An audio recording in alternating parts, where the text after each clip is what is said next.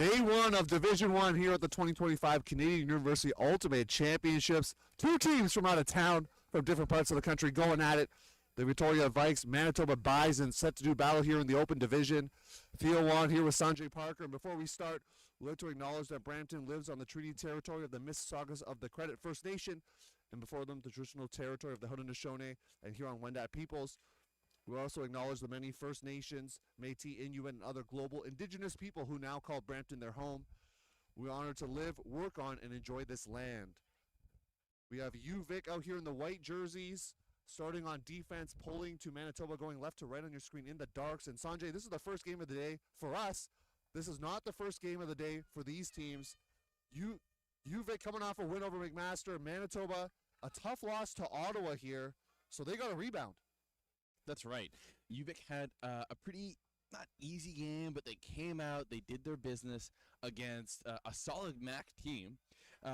Manitoba, on the flip side, lost a very tight game to a good team, 10-12. So they're down to, let's see how they bounce back in this game. This is a big tournament for both of these teams as the disc is centered over to Max Howes. Howes going to be the center handler for this Manitoba side. Rocking the blue jersey. We're not used to seeing that from Manitoba. They usually got the brown and orange colors. Good grab there from one of the Petersons. There's three of them on this team. That's Cale Peterson. He's going to go around. Finds his teammate in Zach Neufeld. So clean hold for Manitoba to start this game.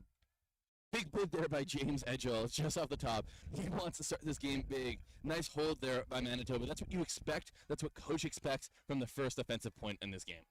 Yeah, both teams have coaches. We're seeing that as a big focal point of Ultimate, especially on the junior scene and in the university side. And we see it on the senior club as well, where both teams have coaches. So Daniel Plord on the Manitoba side and Oliver Telfer, who is a U24 mixed assistant coach on the UVic side. So if you're from Victoria right now, it's 7 a.m. over there, so we appreciate you waking up early and watching this game.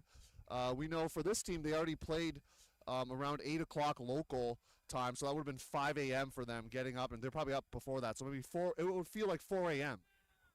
You know, that's early, but that's what dedication is from the fans here at home.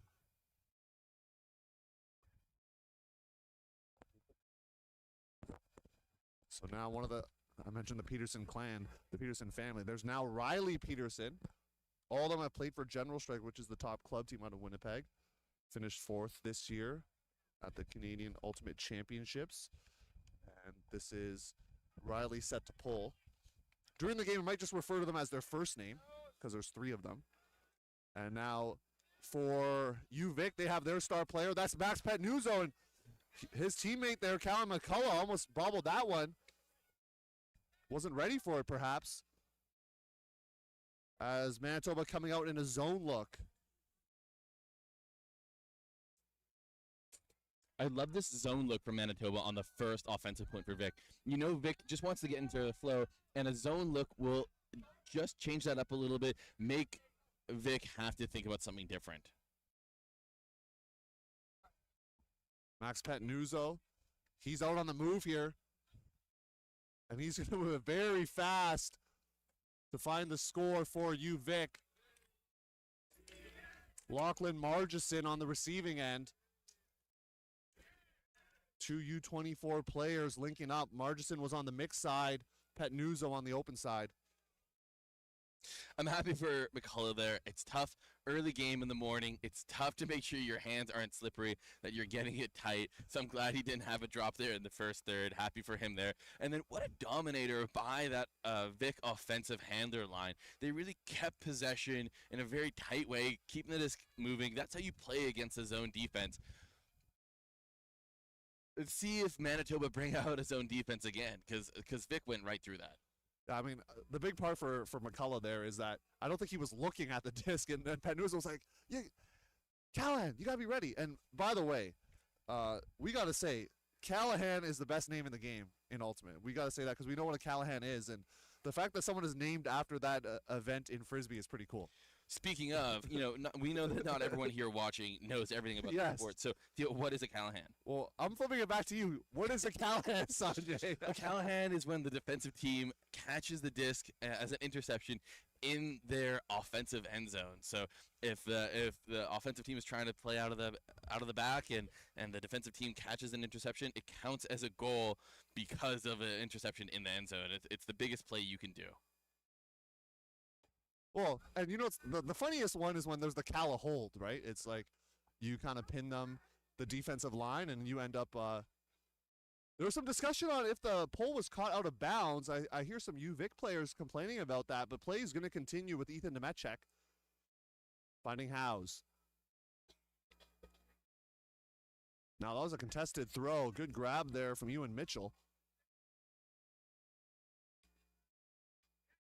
And Ewan Mitchell is heading deep. Cale Peterson lasers that throw, evading the arms of Marcus Hernandez. Howes goes around and finds Mike Clark. Big point there by Ewan Mitchell. Caught the grab, and then that huck that didn't go that high, he was able to turn around, read it well, and then dish it off. Nice point there by Ewan Mitchell. That's what you need. Again, that's what the offensive line needs. You know, not every time things go smoothly, and you just need someone who's going to tie it in, keep things calm, do the easy work. That's what Coach likes to see as well, I know.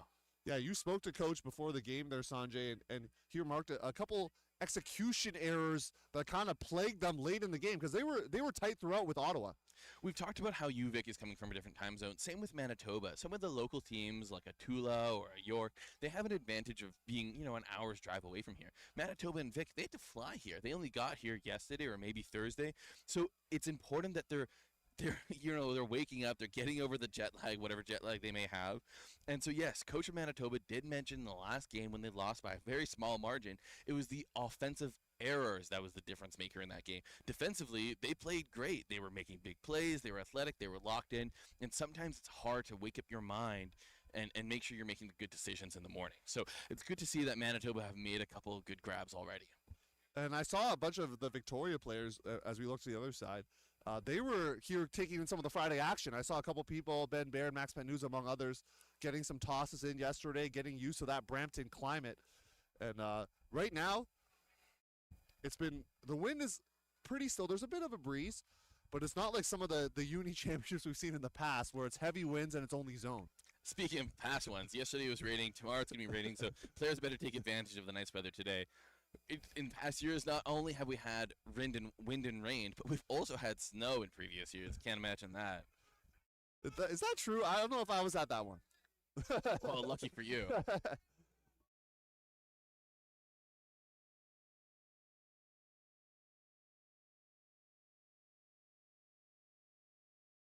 Working back and forth here with McCullough, the lefty.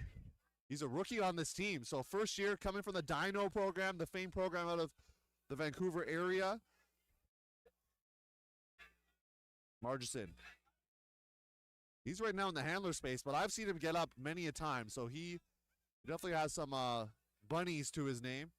He can jump, but right now in the backfield. Working with Callahan McCullough.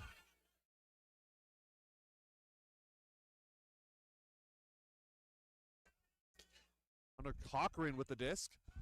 That throw might not stay in bounds. And ruled out of bounds. Theo Davis trying to make the play. Ethan Lang making the call there. So that's the first turnover from either side.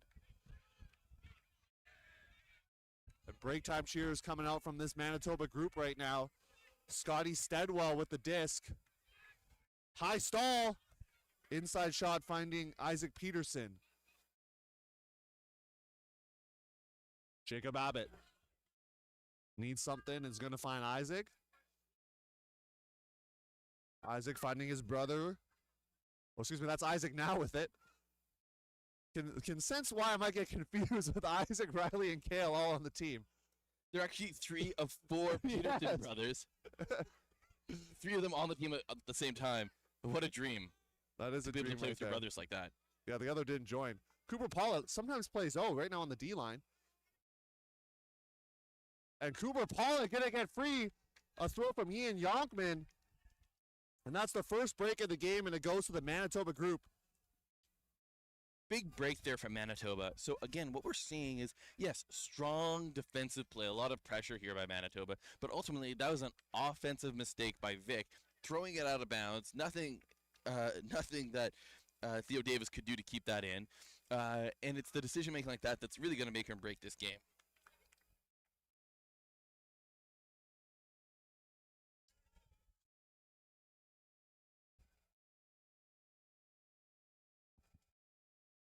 Similar O-line here coming out for Victoria. See Petnuzzo, McCullough, Margison, and Davis out there. Looks like Ben Baird stepping out from the defensive line. A player with some U20 experience playing in Poland a couple years ago. So it's interesting to see how much Manitoba's going to rotate their D-line. This is their second point in a row. How much of those guys are they going to change up in what is going to be a very competitive game with a very good UVic team? And I know that sometimes there's discussion in Division I, Sanjay, about, does Saturday matter, right? Because everyone makes the quarters. That's something maybe if you're tuning in for the first time. There's 8 teams in this division. You have to qualify through tournaments before or the Friday qualifier. But certainly, everyone qualifies for quarters. But the statistics don't lie. No team that's gone 1-2 in pool play has won a title in the open division since the start of Division I. And in the women's side, only 2 teams have won a title going 1-2. So you either have to go 2-1 in pool play or 3-0. And these teams know that. If you go 0-3, you basically have no shot of winning a title based on the statistics.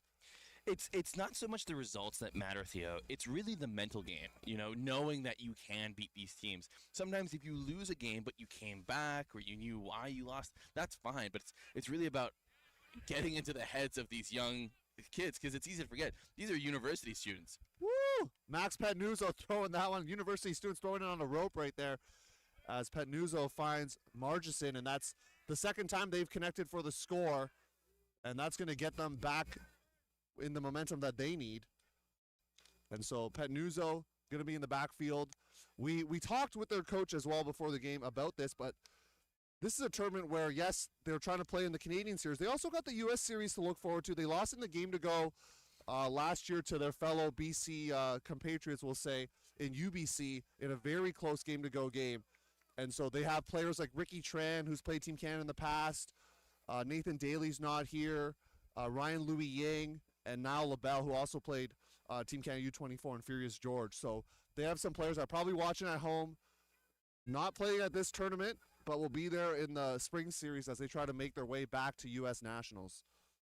Yeah, Coach talked to us about this before game. It's not that this tournament doesn't matter, of course, but this is almost considered a bit of a preseason. Their squad's already locked in, and it's spring against the U.S. that matters the most.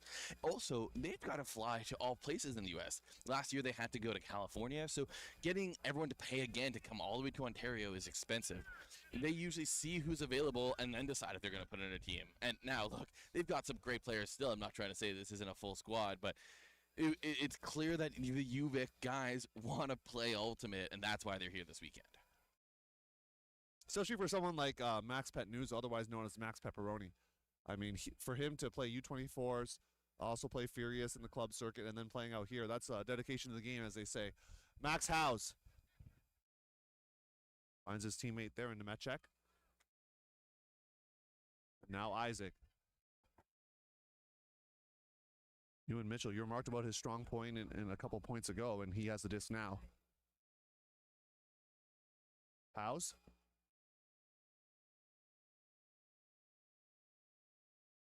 Now looking for Cale Peterson. And a foul call by Max Howes on his defender being Alex Long. And now there's an injury sub, actually.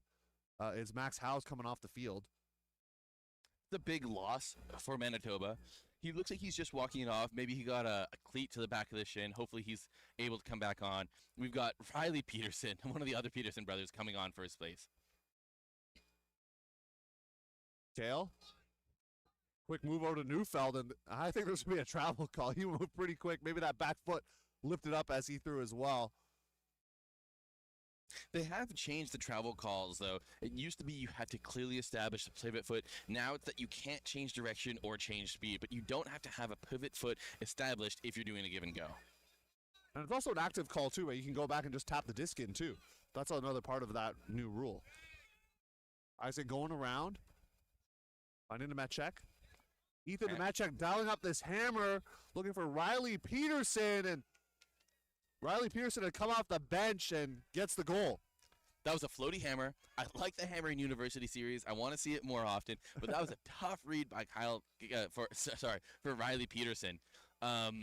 Floating down, hard to read that coming when you know there's pressure coming in. Do you jump too early, risk losing it? And it's coming upside down, so it's a slightly tougher to grab. Nice grab there by Riley Peterson. Good call by coach to send him on for that injury sub. Yeah, we'll keep our eyes on number 2, Max Howes, because he's a big part of their offense in the backfield. So we'll see on this next offensive point if he ends up taking the line. Riley Peterson going to stay on for this Manitoba side here.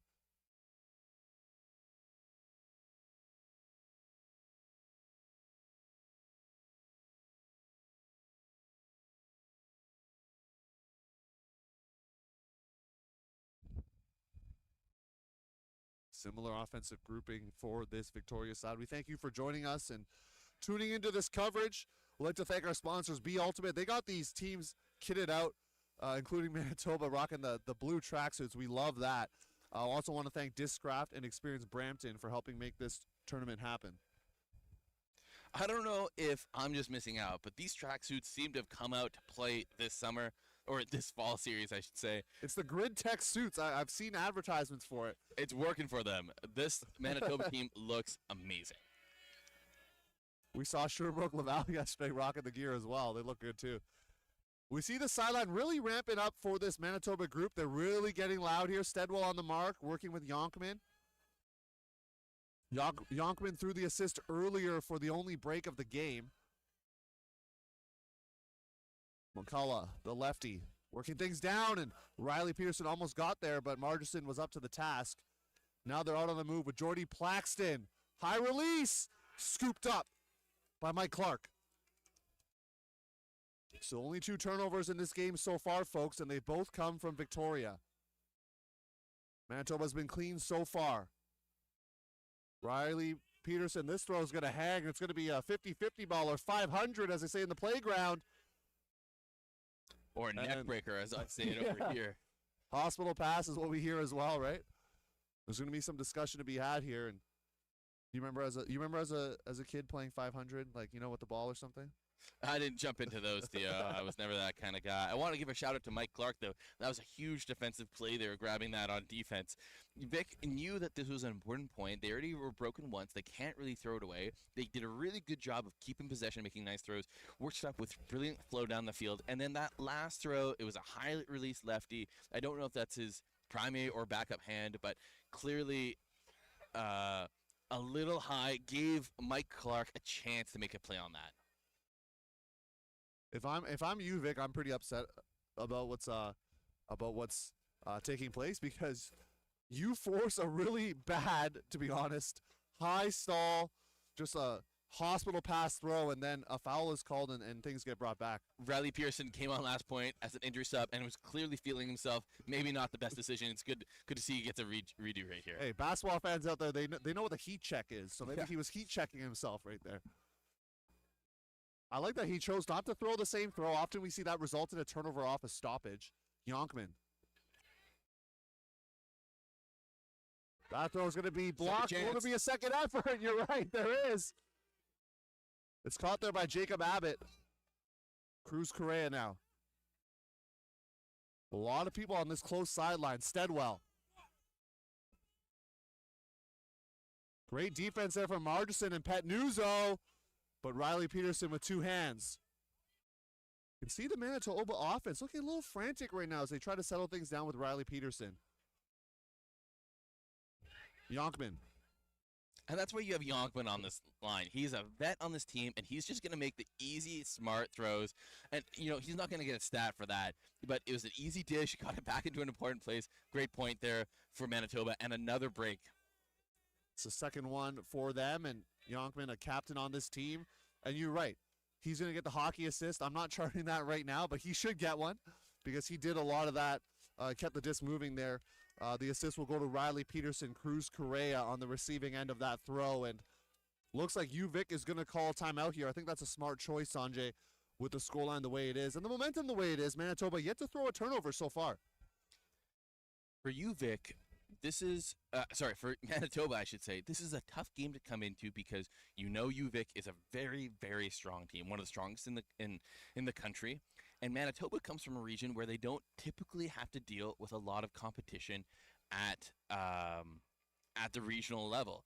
They do scrimmage against one of the best teams in the country, one of the best senior teams in the country in general strike on a regular basis, especially leading up to this tournament. They've got a couple players who are on that team, so it's funny to see them probably line up against their otherwise compatriots. But they know that coming into a game like this is an opportunity for them to prove themselves against a demographic that is equal to their own.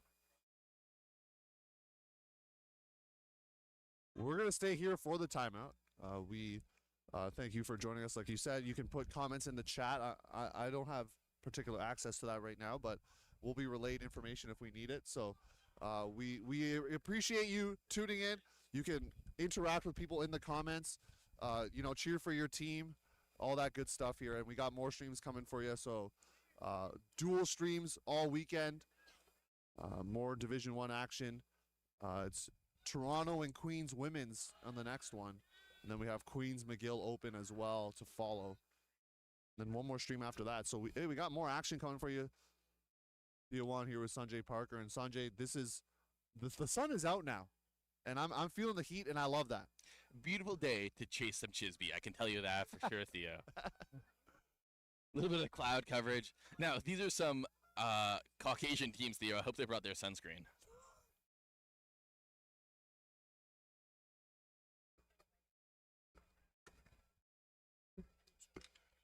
Similar offensive group for Victoria, plus Ben Baird, normally playing defensive line. He'll be out here on offense. Vic needs this hold. They've had 2 breaks already. They can't really risk having another break going into halftime. UVic needs to dial things in here, and Max Pepperoni going to walk the disc up to the brick mark. I wonder if he's a pineapple on pizza kind of guy. I mean, I am. He makes a lot of athletic plays. Right now he's in the backfield going to do the heavy throwing, but we also know that he can make a lot of athletic plays watching him on the world stage, I should say, with the U24 Open team. Baird. Margison has moved his way downfield as McCullough with the disc. He's calm and collected for a first-year player. I know he's played for a high-level program in Dino, but on this stage, a lot of players having played 4 years of experience. He's not showing his youngness right now as UVic out on the move. Ben Baird. Over to Margison. Now finding the hands of the aforementioned McCullough. Good bit attempt coming up empty for Manitoba. And now a turnover. So that timeout maybe not helping UVic, at least for right now, as a chance for Manitoba once again. Isaac Peterson with the disc. We see them run a lot of those heavy hitters again, like Yonkman's out on the field as well. Everything underneath right now for this Manitoba side. No one going deep. Scotty Steadwell also out on this point. He's played a lot of D-line for them, and stall count is rising, and Yonkman will be the safety valve again. You mentioned that earlier. That's just his role in his team. It's not to make the big flashy plays. It's to be the veteran. And it's funny because at university, what does a veteran even mean? He's probably 22 years old, and yet he's expected to have the maturity of a 35-year-old. Yeah, he's not master's age. None of these players are, unlike myself. But I got to tell you, I think that mustache is really working for him, though. It makes him seem more mature than the other guys. The beards, too, if they have one. I can't grow either, so. Zenon block. Resetting over to Isaac Peterson. Got to see this UVic O-line play some defense here. Here we go. They're going to have to, as they're looking for Thomas Klippenstein Blackmore, but Margison gets the block, and that's the first turnover of the game for Manitoba. Nice dealer by Marcus Hernandez that needed to come down in his hands. My apologies. That was Lachlan Margison. U24 player, like we mentioned. Let's see. There's some injury subs happening here. Mike Clark coming in for Manitoba. In for Zenon Block. I unfortunately missed who UVic subbed off. Also on the field, though, you can see Coach Daniel Plurd for Manitoba. He's a first-year coach with this team, but he has a bunch of coaching experience. Coaching this Team Manitoba side. We'll talk about that as well. There's a pretty special thing for some of these Team Manitoba players to be on this field specifically. We'll highlight that later in the broadcast as Victoria in their own end zone. Callahan country. Edgel over to Baird. Trying to get out of their ends, and they do just that. And now up to their brick mark. Moving quite quickly. And you see how the quick active tap from Petnuzzo, I like that because now the action continues. Petnuzzo looking in the end zone for Margison. What vision from number 49, finding number 11, Lachlan Margison for the third time. All 3 goals for Victoria right now have come from the Petnuzzo to Margison connection. That play by Max Petnuzzo, where he was called on the travel, took a couple steps back, and then kept that play moving, that's a vet move, and that's where you have that Team Canada experience where he knows the rules, he knows that he can keep going backwards, keep the flow going, doesn't give defense a chance to reset. In fact, it kind of throws the defense off because they know they just called a foul or a travel, I should say, and they're expecting him to pause or for them to get a chance to catch up. But no, he keeps playing, and then he puts a beautiful throw up there, grading another goal for UVic. So good job to them to regain control back of that offensive point, and now they are still only down 2 breaks, and let's see what this defensive line can do to gain some of that point back. That was the first turnover for Manitoba. They have yet to have one on their offensive line, and certainly trying to keep those good vibes going.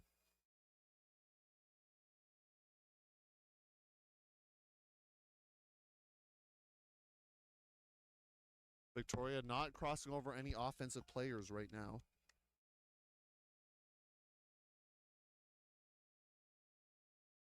(5-3) here for Manitoba against UVic. Opportunity for Manitoba to take a 3-point lead. Half will be either at the 40-minute mark or at the first team to get 8 points. So Manitoba offside. Have an opportunity to build a commanding lead.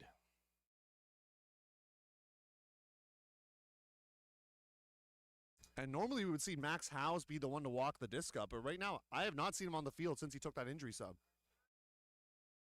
Can't see him on the sideline either. Hopefully he's okay and he's just taking a break so he can come back in the second half. Zone look here from Victoria. Neufeld was looking for his teammate there in McLaren, but McLaren had turned around. Pick called in the midfield, just a transitional block there. No one doing anything bad. We'll see if the disc gets to stay in the hands of Ethan Metchek. It really should. There was no one near him. He has a very open Ewan Mitchell. Well, there is a UVic defender closing in, asking Ewan to go back a bit closer, or Mitchell, excuse me. I like the decision to kind of hold on to the disc, wait till a reset happens, and that's over to Kale. Kale finding Pollitt. Pollitt losing the hat, but keeping the disc in possession here. Quick movement, but a travel is called, so that goal will not stand, at least for right now. A lot of travel calls in this game already, Theo, more than I'm used to seeing, especially in a university series. Do you think it's a strategic thing? Sorry. No, you can ask me, too. I think it's strategic. I mean, I think part of it is a lot of people do travel. We do know that. I'm not sure if you've seen those videos where someone's in a zone and they're literally just like taking like 2 extra steps. That does happen. Didn't get quite the look on exactly if his foot was lifted. I think there's some discussion there to be had with the other observer in this game, Jeff Blair. Tasman Millen getting involved in the discussions right now. And Nemechek doing his best reenacting.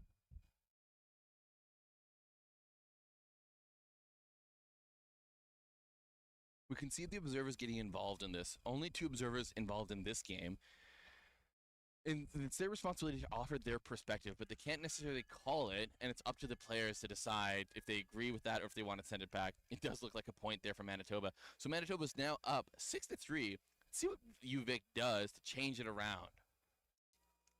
Yeah, and right now, Manitoba, they're coming off a loss. UVic coming off a win. So both the other teams in the pool are still happening and taking place. On the other side, that's McMaster and Ottawa. So maybe they're trying to force some three-way tie action. Manitoba still has to play Ottawa. Manitoba still has to play McMaster. UVic still has to play Ottawa. So still more to be decided in this pool.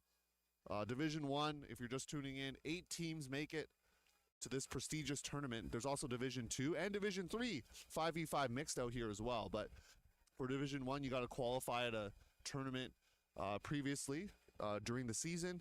Some teams qualifying through the Friday qualifiers. Both of these teams, we knew where they were going to be here, so we set them up on the stream, and both from out of town, so it makes sense. One thing we know about this Manitoba team is that despite being Bisons, they are a bunch of dogs, and they've shown that here this morning. You were waiting to use that, weren't you? Well, they put it in their info form, so I figured it's official information. Okay. They wanted it on the air is what you're saying. Patnuzo losing the pants now. So you know he means business, as that is now resting on the cone, and he's going to start it right away. High throw to McCullough. Even McCullough had some sketchy throws the last couple points, or in the first point. UVic setting up here in a split stack, running a dominator off the top, just trying to find space for a huck. Here it goes up. Patnuzo looking for Bear. Bear playing a lot of offense now, and that throw angling to the left, but it's caught by Jordy Plaxton. Plaxton so is going to pop up, but caught in the air by Gabriel Russell. Plaxton saved that disc and then was like, I'm going to give Manitoba another chance here to make a defensive play just to make us look good against them. Great read there by UVic to score a goal. Tough by Manitoba. They almost had it, but not quite today. Getting away by the skin of your teeth. Is this UVic side right now, walking on the edge, the tightrope, so to speak. And still, as we're looking at this line, I still don't see someone like Lachlan Margison with his athleticism crossing over. Max Patnuzo. Those players have remained out on offense. And so Coach Oliver Telfer sticking with the defensive group right now, knowing they still need to get some breaks to come back in this game. Coach knows that, first of all, as you said earlier, Theo, this game isn't make or break. This is not deciding who wins. This is a group stage game that will affect the rest of the tournament, not only through the bracket, but also mentally. But this is an opportunity for him to also give opportunities to some of the other guys on the team and prove that they can play on this D line. What's also important is that this is a long tournament, and if you start burning out your top players now, they're not going to have energy when it really matters. And I actually want to echo that point, because we saw, if you're just tuning in, we saw, or yesterday, if you missed the action, Toronto, the Open team, they were trying to fight for a spot in Division 1, and they had come off a universe point victory over Waterloo. And players started to drop in their contest against Sherbrooke, Sanjay. Multiple players falling to injury. Still no Max Howes on the field for Manitoba, so it'll be Cale Peterson shipped to run right now, or shipped to steer, I should say. Pollitt. Person defensive look for Victoria right now.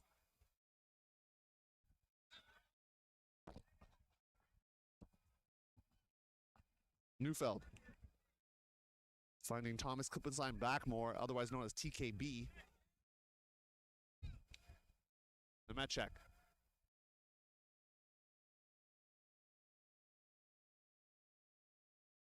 Instead of going with the around flick, goes with the backhand, and it falls to the turf. Perhaps a questionable choice there from Manitoba. And Tyle Forsyth can't get there.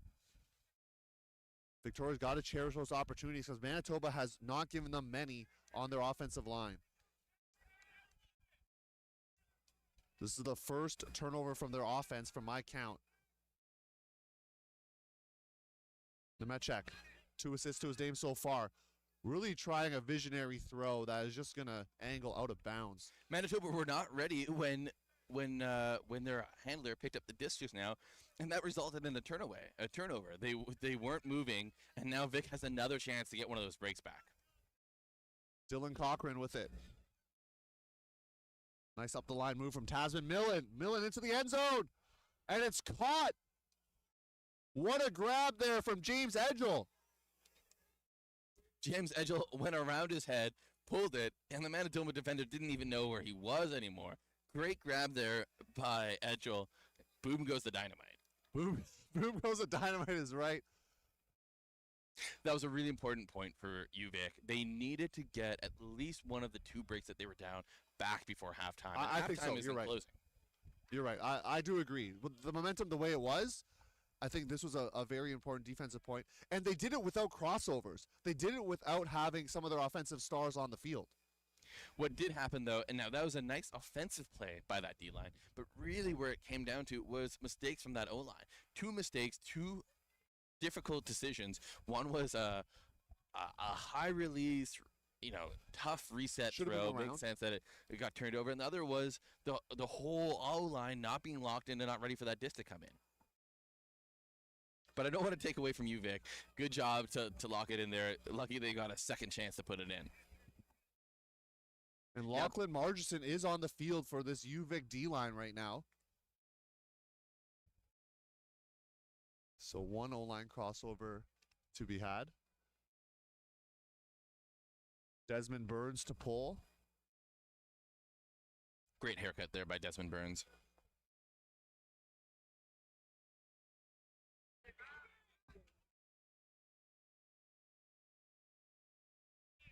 Cale Peterson. Resets it to Nemechek. So Cale Peterson now being the center O-line handler without Max Howes in tow. Manitoba are looking down the field, but they're not seeing a lot of good options. Here goes the Hawk. Looking for Ewan Mitchell was Neufeld. And bobbled but caught. So Mike Clark will get the goal.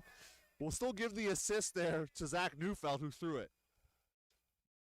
Big contact in the air there against Ewan Mitchell. He called a foul as he went down. It didn't matter because Manitoba caught the point.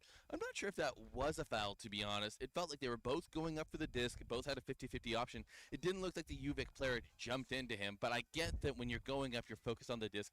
Any form of contact sometimes can feel like a foul.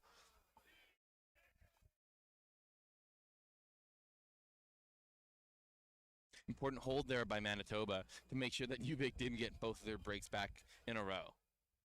Now, Victoria will start on offense. If you are just checking us out here on the stream, drop a like. Don't forget to subscribe, all that good stuff. I sound like a YouTuber right now, Sanjay, but I got to be. We are on YouTube. We are on YouTube. We are on YouTube. So I got to do it.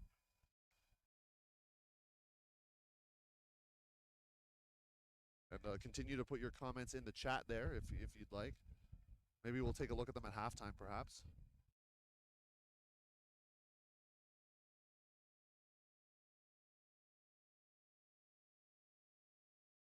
The wind has started to pick up, Theo. It's pretty gusty. It's coming across the screen, across the field, I should say, coming from the camera towards the far side of the screen if you're watching at home. You can see it acting there on that pull as the disc goes out of bounds with the wind. For a second, when I looked, for a second I thought Victoria had pulled it and it was going back towards her end zone. That would have been really bad. But fortunately, it was Manitoba pull here. Zone look as Petnuzzo bringing it up. From the play, says Max Petnuzzo, he's not deterred by this Manitoba zone defense. D-line chance coming from the Manitoba group. High throw. Good grab there from Harper Tubbs. Jordy Plaxton rocking the now LaBelle jersey, playing like him right now. And a throw that from March that just hits the hands of Catston. I don't think he was expecting that one, but it just went almost, it was self-preservation. It was going to go to his face. This Manitoba team is sneaky tall, Theo. They don't necessarily look at it. I think it's the pants. And then sometimes they just get up and get that disc. Over Catston keeping things going. Correa. A couple handlers have abandoned him, so he has to spin around, and eventually he finds Catston again. Catston's throw is going to find the hands of not his teammate, but Jordy Plaxton from Victoria instead. Nice poach off there by Jordy Plaxton. He knew exactly what Manitoba were trying to do there. Harper Tubbs going deep. It's not in the end zone, just on the line. Ruled out of the end zone by Jeff Blair, the observer closest to the play. Patnuzzo not in. And he will find a teammate for the score. So UVic able to grind out that play. That's Theo Davis catching that one. 4 assists now for Mr. Max Pepperoni. That was a hold they needed. And now I'm curious. UVic's already used one timeout. They're going to call another, and that makes sense. Knowing that they're down 7-6 and a chance to perhaps, or they would, bring it back on serve if they were able to get a break. We're going to take a break as well, and we'll come back to you right after this timeout.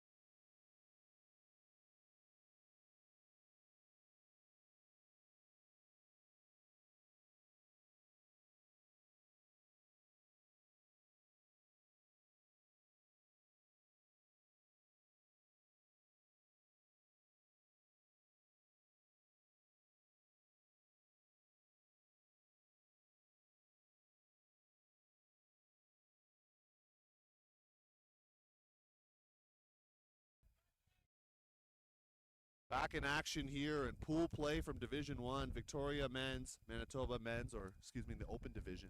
Theo on here with Sanjay Parker. UVic trying to get a break to bring things back on serve, and they're bringing out the big guns right now. Margison on the field, Patnuzzo as well. Surprised to see maybe no Ben Baird, but they have some other defensive players out there. I believe that's Harper Tubbs as well, who often plays on the offense. So they're mixing in some players. Tasman Millen's been a big part of their defense. Seen Ben Lefevre also getting some burn. And a roller pull here. We often see that in semi-pro competition, but we're seeing it here as well in the Uni Series. UVic knows it's almost halftime, both from a time point of view, but also if Manitoba scores, it's halftime. They're clearly trying to pull out a special defensive play, see if they can't shut down this Manitoba offense. They have Marcus Hernandez, who's played with Victoria Surf, much like a lot of these players, and swatting it down is Ben Lefevre. And so the timeout generates a turnover for this Victoria team, and they have now Patnuzzo working with James Edgell. Patnuzzo just wants the disc right now, but instead it's going to go to Tasman Millen. Now over to Max P. Argison bobbles the catch, but there's a foul called on the throw by Patnuzzo on Cale Peterson. So perhaps this disc is going to go back. That's a great matchup. Cale Peterson and Patnuzzo. Love to see that. Hope we see that all the rest of this game.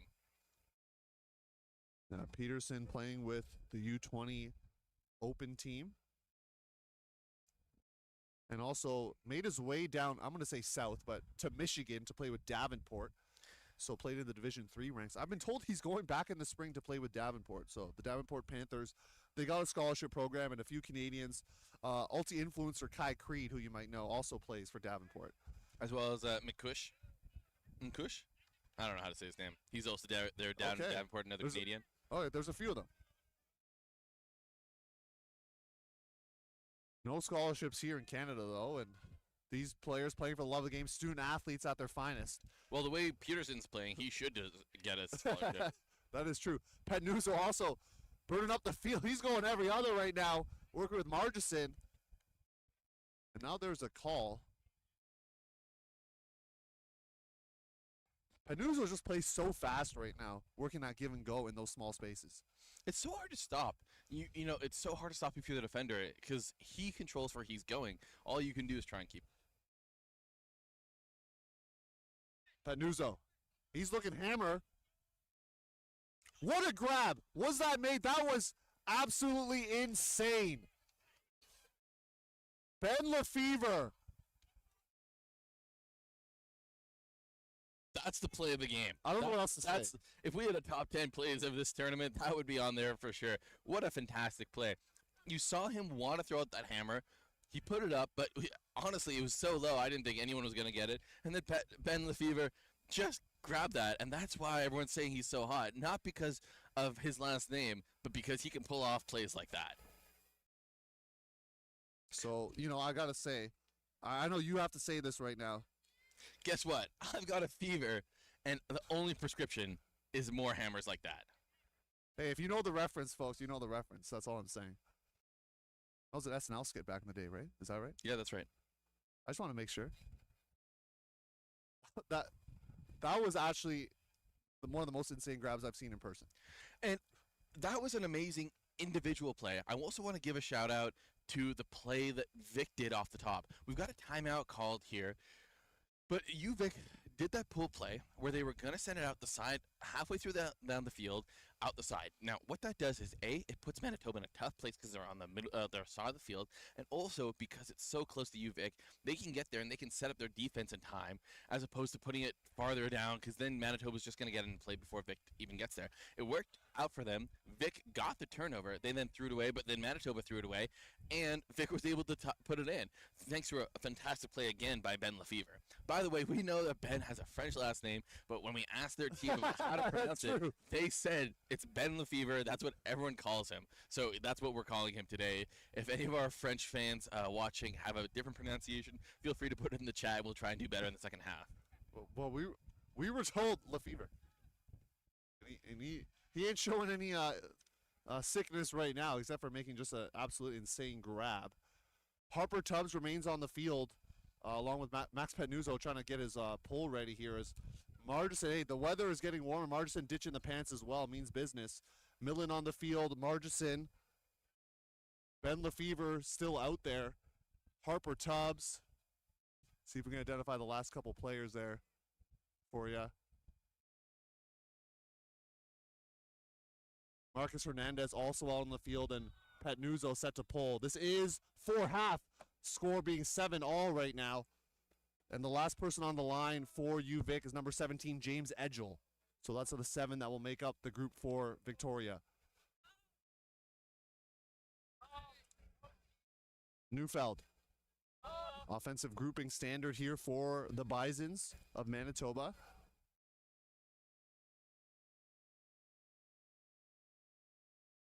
Isaac Peterson now. Working with Neufeld.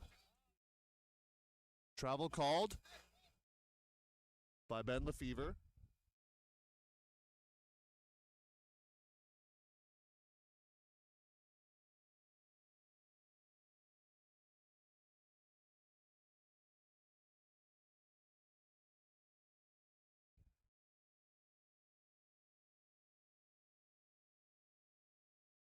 More discussion to be had here, Sanjay. What did you see out there?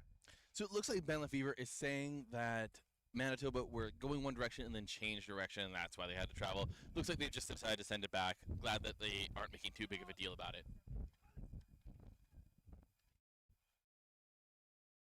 Riley finding Kale.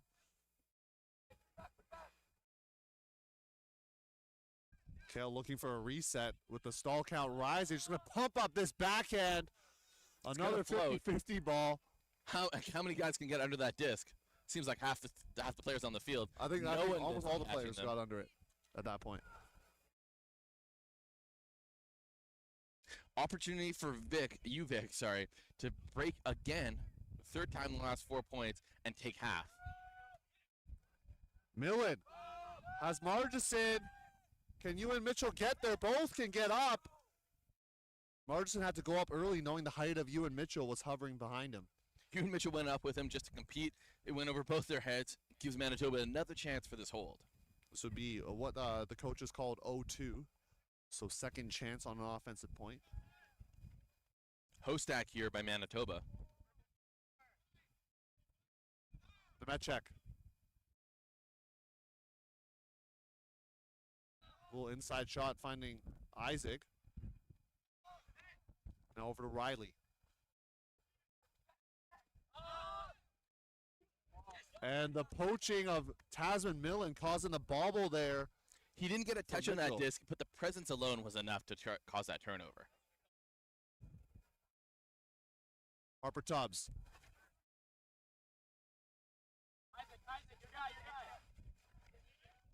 He's going to work a little give-go right here. Working fast with Petnuzzo. Petnuzzo thought about dialing up the backhand huck. Still no one marking Petnuzzo right now until Cale Peterson got there. And a low throw dropped by Millen. So 2 turnovers each on this point for half.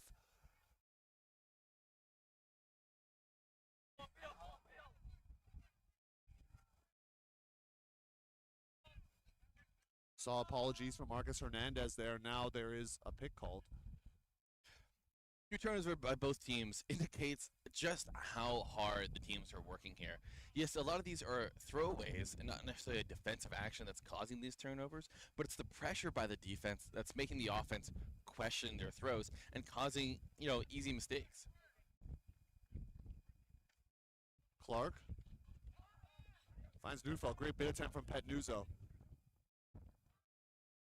Fell down the line to Isaac Peterson. Peterson, that throw was going to carry and sail out into the end zone. We see Harper Tubbs going, hey, that was out of bounds. It's also gotten a lot windier as this half has progressed. And it's hard for teams and players sometimes to recognize how much windier it gets as the game progresses. That's where the players got to adjust, right, Sanjay? They got to adjust. They got to know where the wind's going here. Is Petnuzzo walking it up, going to be marked by Riley Peterson.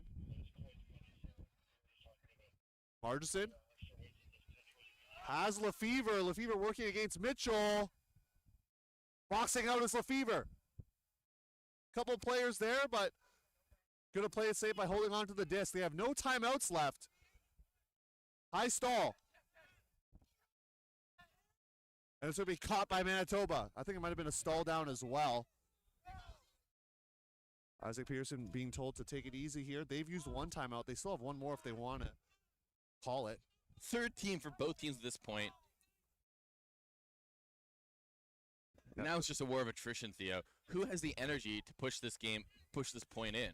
That's why I'm a little bit surprised and curious why Manitoba has not called their 2nd and final timeout of this half. You mentioned that. You're absolutely right. 3 turnovers already each. It's been one of the longer points of the game. I think Manitoba have to wait for the right point because they know that if they get a timeout, so does Vic. So perhaps they're taking the lesser of 2 evils here as Isaac Peterson trying to shake free, but it's Cale finding Neufeld. Up the line for Cale. And there you go, Theo. You heard the teammate calling it on the field. He calls a timeout here just as they get into the final third, right on the sideline. Personally, not where I would call a timeout, but there we go. Timeout there for Manitoba. I'm in total agreement. I wanted the timeout call, but at the middle of the field. Why are you doing it on the sideline right now when now UVic can set up their defense? We're going to take a quick break here as this team also does. Come back just before halftime for you.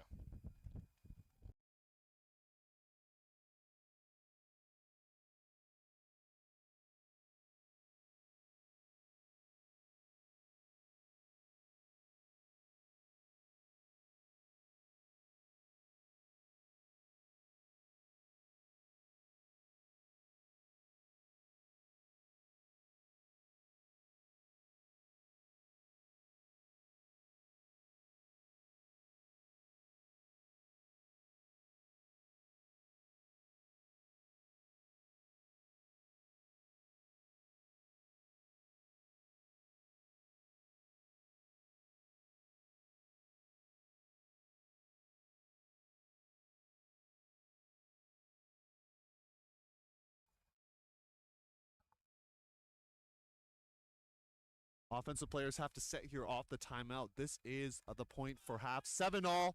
Manitoba started on offense in this half and also on this point. Cale Peterson with the disc on the sideline right now, being marked by Max Petnuzzo. We see Ben Lefevre taking the ISO cutter in Neufeld. This is a pretty important point right now. Neufeld shaking free. Little shake and bake. Spinning Lefevre out of his shoes and getting the score for half. Honestly, that's tough for Lefevre to guard. No shame there, to be honest, by him. Great throw up easy read in the end zone. Really hard for anyone to kind of get help and poach off and support there on defense. And Manitoba takes half. Now, I think if I'm you, Vic, I'm happy. You got your 2 breaks back. You're now back on serve. They're going to start with offense coming in after half. I was going to ask you, Sanjay. We've seen a whole half of action, right? A little back and forth breaks coming, and now we're back on serve. Who do you think has the advantage right now? I mean, obviously Manitoba has the scoreline advantage, but the wind is picking up. Which team do you think will have the advantage? It's really tight, Theo. It's really tight. I think these are 2 very, very evenly matched teams. They both play similar styles, mainly handler dominator, looking for that deep shot. They're both fast. They're both tall. I haven't seen a lot to separate these teams. I think ultimately after this half, in the second half, it's going to come down to which team can make the better decisions when they get the disc. It's not going to come down to defensive effort. It's going to come down to who can read the wind and not throw it away. Because we saw the one throw, it was on this close sideline, that just angled way out of bounds, and it didn't work out for Manitoba. Unfortunately for them, they got a few more opportunities. They're going into half up 8-7. That's going to mean we're going to take a quick break. Stay tuned for the conclusion of this game. It's going to be an exciting second half.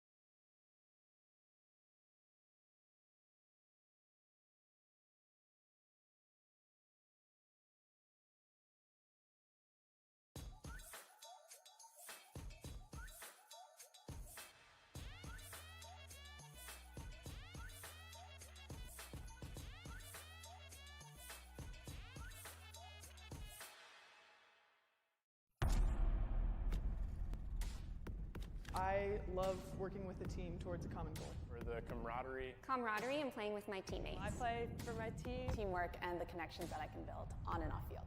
For the community and the exercise. Because of the community and the competition. I like playing Ultimate Frisbee for the competition. I play for the competition and the fun. For fun. Because fun. I love getting to work hard. You get out of it what you put into it. Leave everything out here. Every time I step on the field, I want to be a better player. You know, give something people to talk about. Be happy but never satisfied. To step away from real life and focus on Frisbee. I play because I love Ultimate. Find your drive. Find your drive. Find your drive. Find your drive. Find your drive.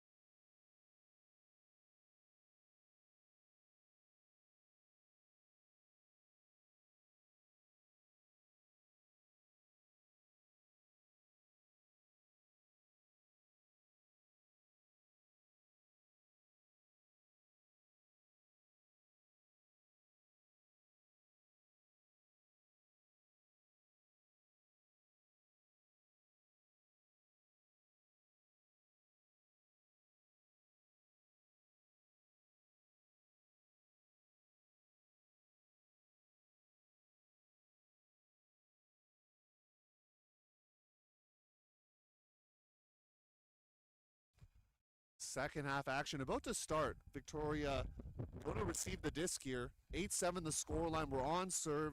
Theo on here with Sanjay Parker. Very excited to bring you this action. And as we take a look at the Victoria side, what have they done to come back in this game? Because they were down a little bit, down 6-3 at one point. Well, Theo, we talked about how in their first game against Mac, it wasn't necessarily an easy game, but they did win quite handily, up 6, I think, at the final score. Then they start this game, and they go down 2 breaks pretty early on. That's tough mentally. I really have a lot of admiration for the fact that they were able to come back, stay calm. They didn't run lines too much. They didn't just do power line, but their D-line was able to convert some of those key points. And they were able to go into half basically tied. They now are starting on offense, and if they can score here, then the game's back on serve. Yeah, they do. Unfortunately, because they started on defense to begin this game, they will have to get a break to win. That is the math you got to do in Ultimate. Hey, before we even start this point, are you, if you're a captain, are you, if you win the flip, are you take offense to begin the game, or you take offense in the second half? What are you? I always take offense second half. Why? I don't know. I think I like to start the game on defense because everyone wants to play the first point, and sometimes it's hard to get people to play the first defensive point. Plus, if you can get a break early, it really sets the tone for the rest of the game. I agree. I think I would agree also because if you get broken the first point, it just gives you bad juju for the rest of the game, or at least the beginning of it. Zone here from Manitoba. McCullough taking a couple steps. Travel not called as offense will continue right now. Working with Jordy Plaxton, Jordy Plaxton been playing real well today. Didn't know his name beforehand, not one of the big names like Petnuzzo or Margison, but he's really stepped up as number 7. Interesting zone here by Manitoba. It's not really a traditional zone with a cup. It's really just a very poachy midfield, like almost like a 2-3-2 situation. We have Yonkman, who we haven't said his name recently, but he's been a presence as well and is back in the deep space for Manitoba. Yonker, that's how Yonker likes it. You know, he's not the one who wants his name in the highlights, but he's the one who's just going to make the smart plays. Margison, backhand force right now from Manitoba. Go with the inside break, finding Plaxton. Plaxton resetting to Margison. And he's trying to throw and go here. And it's, I'm going to say it again, it's Petnuzzo to Margison. It's happened multiple times here. Counted 4 times now. I always say, Theo, I coach high school girls ultimate. I always say, you know, it takes 7 players to play defense, but it only takes 2 players to score. And if you have an O-line that is smart, knows who you want to throw and who you want to throw to, it's not that hard to score, even against a defense as strong as Manitoba's. Petnuzzo stat line, 6 assists on the 8 UVic goals. That's what you want from your O-line handler. You want him getting in that final third and putting that disc in the end zone because you trust him to make that smart play and to make that good execution.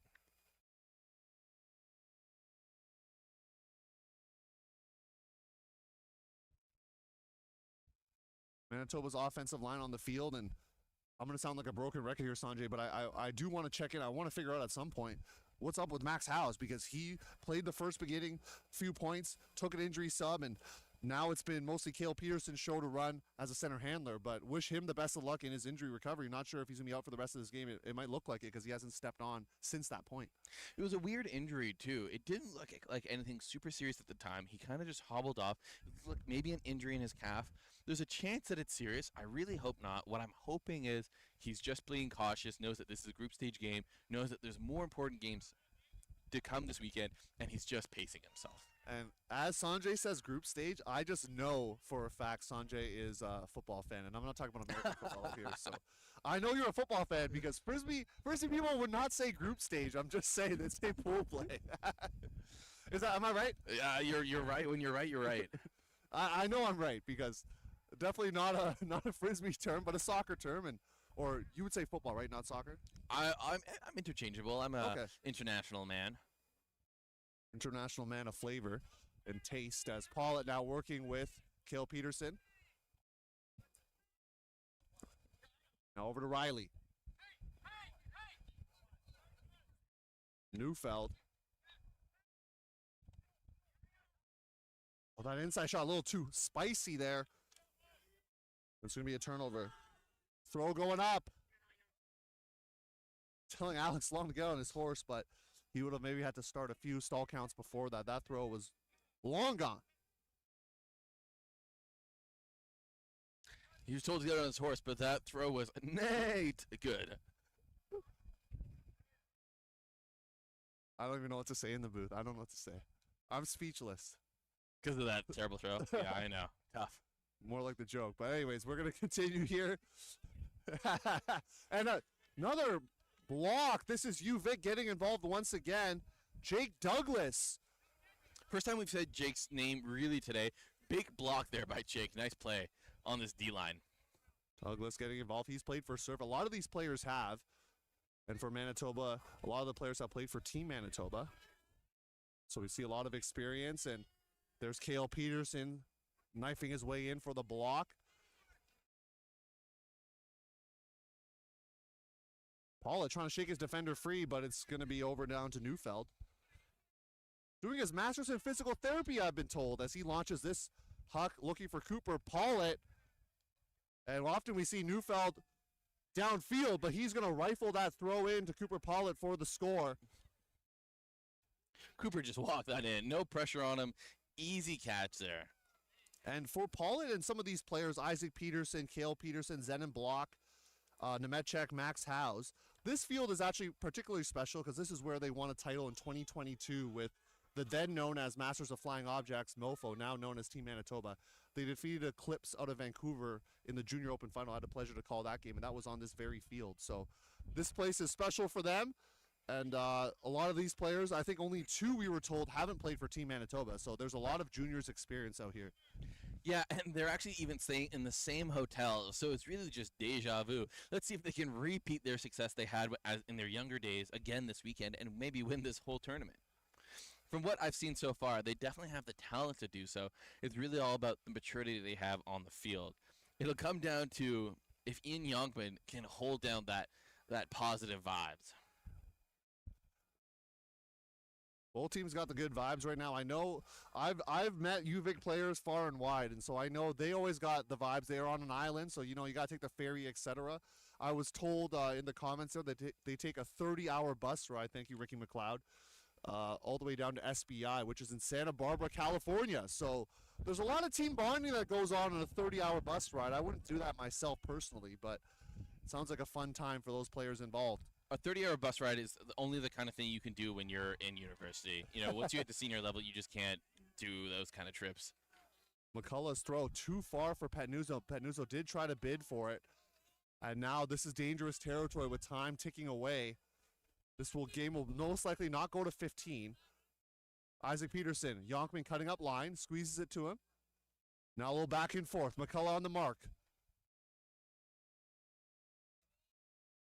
Finds a target there. Tomer Caston gets the break for Manitoba late here as they're up 10-8.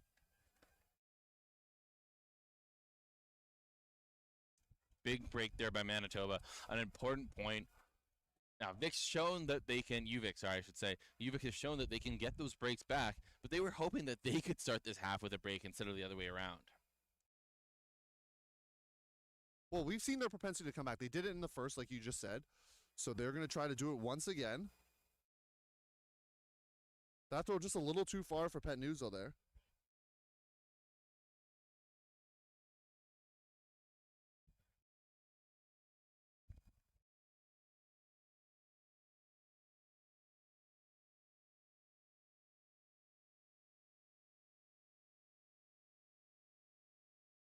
Rafai Shami on this Manitoba D-line. Haven't said his name much today, but I'm looking for big things from him. I think he has the athleticism to make a difference going into this defensive point.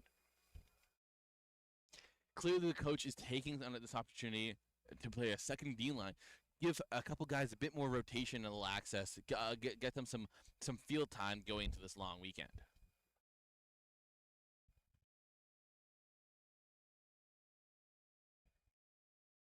You need to use your personnel appropriately. You know what the players need. And so coaches, that's why they get paid the big bucks to do that, right? So Do these coaches get paid, Theo? I'm hoping so. I'm not saying they do. I'm just hoping so. Zone look here by Manitoba.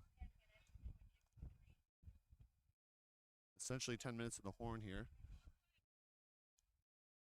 So this feels like pretty much must score for UVic right now.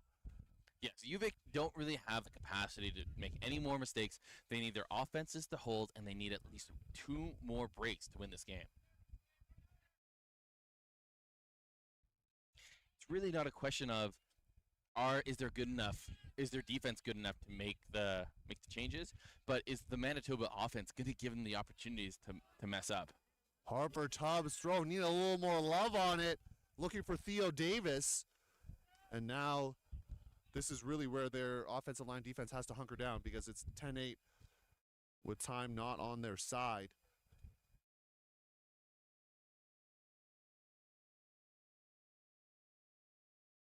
Horizontal stack here for Manitoba. TKB taking the disc up. And Pet Nuzzo a little distracted as the southpaw finds Shami. Correa. This is, like you said, kind of a secondary D-line for Manitoba. You identified that off the top here, but there is one of the Petersons out there in Riley. Steadwell's played a lot of D1 minutes as well. He's trying to churn some yards on an underneath, but instead it'll be back to Riley Peterson. Nice grab there from Mike Clark. Correa thought about the huck, saying no. TKB just hammered as he tried to make that catch by Hunter Cochran. And a good apologies, good spirit from Hunter Cochran here. We talked to some of the observers yesterday before some of the games about the differences between observing for seniors versus university. And they said at university, you have a couple players make crazier decisions, bigger risks, maybe more dangerous plays, but they also are more apologetic and they understand the spirit of the game more, whereas seniors sometimes don't know, are already stuck in their ways. Maybe, perhaps. Injury sub, I believe, but Callahan McCullough caught that disc for the block. I believe Shami's calling a foul, actually, not an injury. Yeah, I'm sorry, I got distracted there. I missed that foul call, but it looks like he maybe tripped when he was running beside one of the UVic guys. Now, let's Pet Nuzzo and Shami getting tangled up, it looked like. And this is a new addition. I've commented on this field many a time. I love that there's a running clock on the scoreboard. It can't be seen by the viewers at home, but I love that because it just helps us see what's going on with the hard cap. It's really just for you and me, you know? Hey, there's some fans out in the audience that can see it. Pet Nuzzo. Holstering it, finds Martison. Just tough to guard in the small spaces are both of them. Max P now. Max Pepperoni. Stall count rising. Will find his teammate there for the grab. That's Theo Davis. So Theo Davis been getting involved. Couple turnovers there in that point, but good for Vic to put that in because they didn't really have a choice. They had to put it in if they wanted to stay competitive in this game. You also mentioned that there's some fans in attendance here, Theo. I have to wonder, where are they coming from? Did they come all the way from Victoria or Manitoba? Or are they locals who just happen to have, a friend on the team? Either way, shout out to them for being here and supporting this fantastic sport. Yeah, the only thing I for this tournament is in the finals. I think there is a bit more of the players like coming in, but we know in the senior circuit, right? The final day, all the other teams are done. You can kind of crowd the stadium and make it a more packed house. So that's one thing that would be a little extra flavor for these players to playing in front of the rest of the tournament. Crowding the sidelines. That'd be pretty fun. Playing in front of a crowd, it doesn't sound like a lot, but it's crazy how much more pressure that puts on you. Hey, they're playing in front of millions watching at home, so they might feel that same pressure. Millions and millions of fans. So. I think the last count was maybe 68 people. 67 maybe? I'm not sure. I don't think Pat Nuzzo's coming off the field right now for this team. I don't think you could drag him off if you paid him. Baird, I haven't seen Baird in a couple points. He's back out there. And Margison also, I don't think you're going to see him come off the field.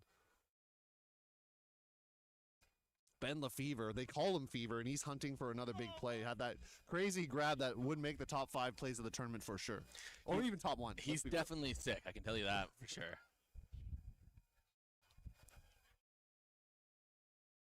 Yonkman. A lot of players crowding the handler space. It will eventually find the hands of Neufeld, but a pick will be called. Very bunched up for this Bison's group.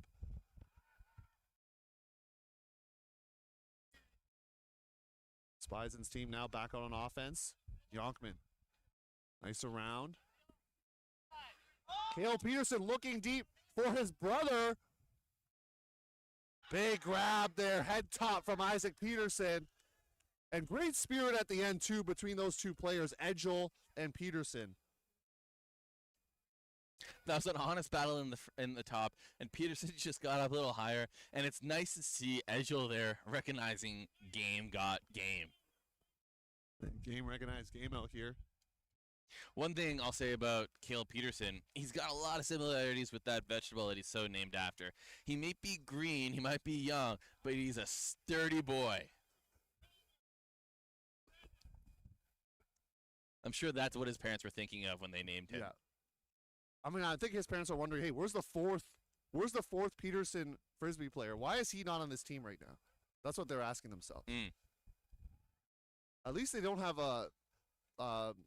players that are on different teams. Have you seen those parents, the pro athlete parents that have to wear like half the jersey one way, half the jersey out? They don't have to do that. It's funny you say that. In UVic's previous game when they played McMaster, James Edgel's, I think his cousin, Evan Edgel, was one of his opposition. Oh, okay. So maybe the Edgel group, Edgel clan, will have to wear split jerseys here. Timeout being called by Manitoba. I love this call. We're going to go to break and discuss if timeouts should be allowed in, hard cap, etc. But we'll come back after this break.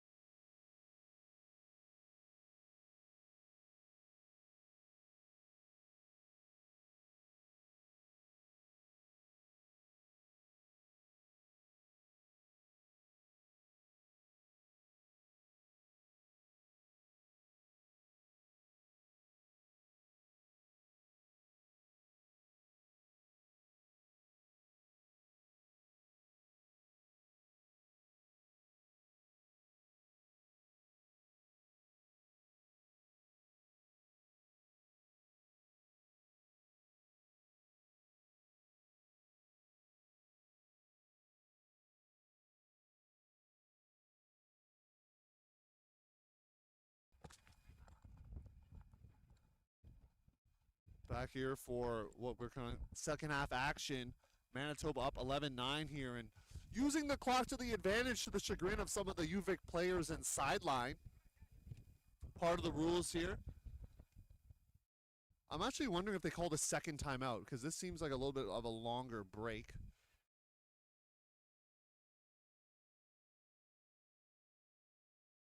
Regardless, this is basically Victoria has to score here. If they can score before the hard cap goes, which is in about 2 minutes and change. They will be able to force the last point, which would then mean if they score that, it would force Universe. So they have to score rather quickly. I don't think you have to huck right away, Sanjay, but you have to think about looking to trigger faster than normal. I'm not sure if they're aware of the clock, so hopefully Oliver Telfair, their coach, told them about it. Penuzzo looking deep. This is to save the game for you, Vic. And it's not a great read there from Hunter Cochran. And so now they're going to have to generate a block. There's a foul called and no contest by Scotty Steadwell. They need to hurry up with the disc. I'm not sure what they're doing as you, Vic. The time is not on their side.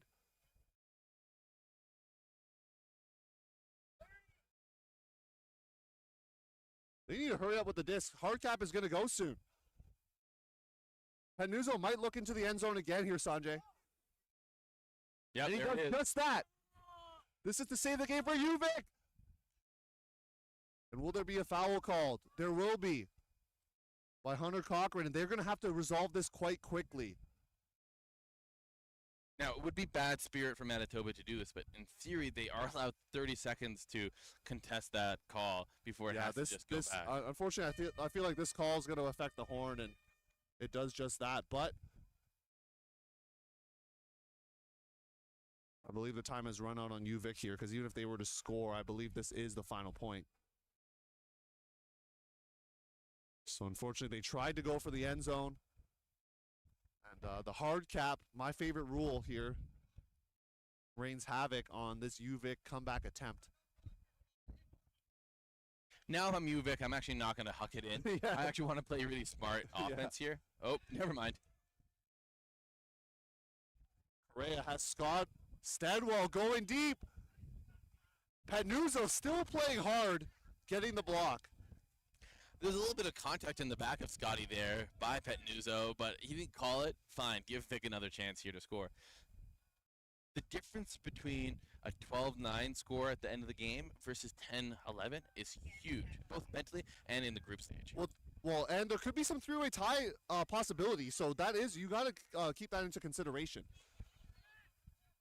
UVic look a little shaken here. They can't really get out of their own half anymore. Correa. That throw is denied at the point of attack by McCullough.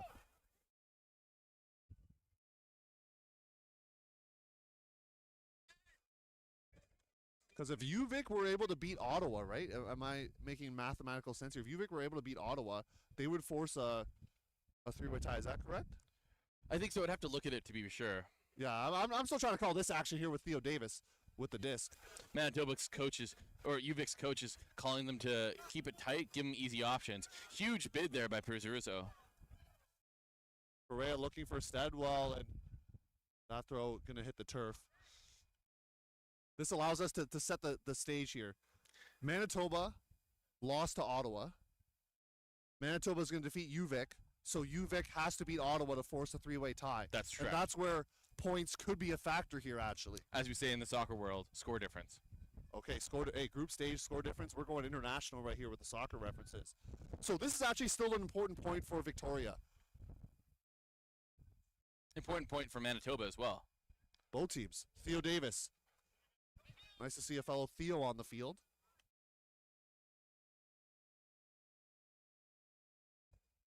Harper Tubbs getting free up line. Looking in for Theo Davis. Nice grab from Davis to end the game. Tight game here. Manitoba going to take it, though. Tight game here. Tight score, 10-11 here by Manitoba versus UVic. At the end of the day, it was a couple more mistakes, smallest of our margins. That was the difference between UVic versus Manitoba winning. But a tight game, and I wouldn't be surprised to see both these teams in the knockout rounds later on playing each other. And on the other side, we got Ottawa McMaster locked up in a big tight one as well, up 13-12. So head over to that stream. We're going to take a break because we got to get ready for the next one. That's Toronto Women's, Queens Women's. Stay tuned for the action coming at you.